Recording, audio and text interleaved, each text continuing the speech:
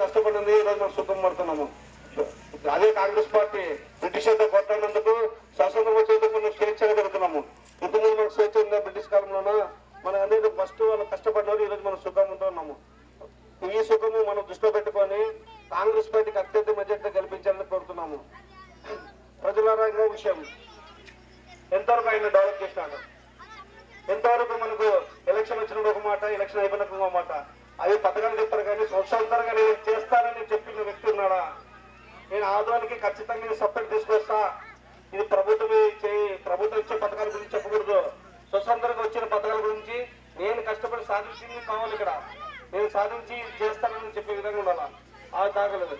గతంలో మీనాక్షి కూడా చేసినాడు, ఆయన కూడా ఏమో అభివృద్ధి అంతగా చేయలేదు. అంటే ఈ ఆదోని ఒక రెడ్డికి ఒక కమ్మకి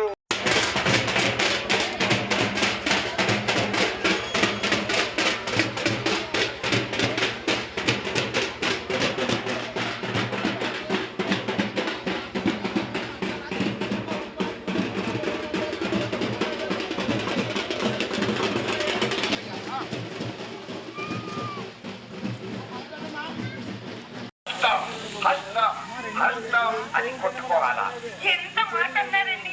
ఖచ్చితంగా అర్థం గుర్తుకే మన ఓటు లేదు. మరి ఎవరికి చోటు. అభ్యర్థులు గౌరవనీయులు మాన్యశ్రీ శ్రీ రమేష్ యాదవ్ గారు ప్రజల మనిషి, ప్రజాబంధు, ప్రజల శ్రేయస్సుకి తన జీవితం అంకితం చేస్తానని కంకణం కట్టుకొని మీ ముందుకు వచ్చారు.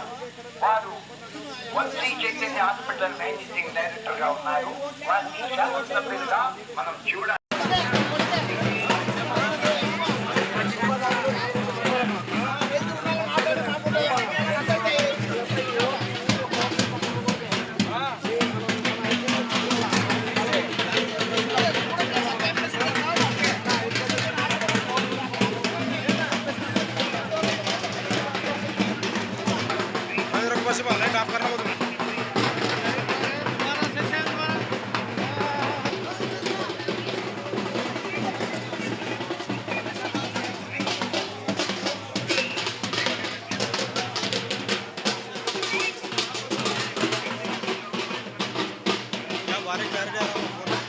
मेरा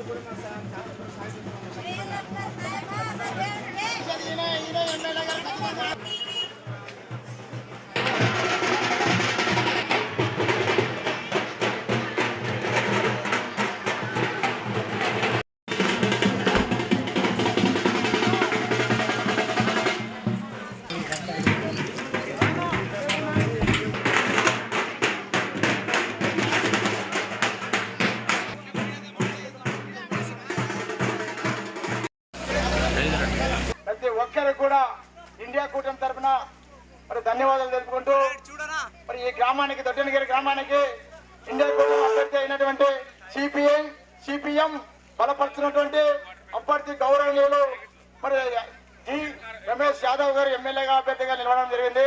అలాగే ఆ సందర్భంగా మరి గ్రామానికి కూడా రావడం,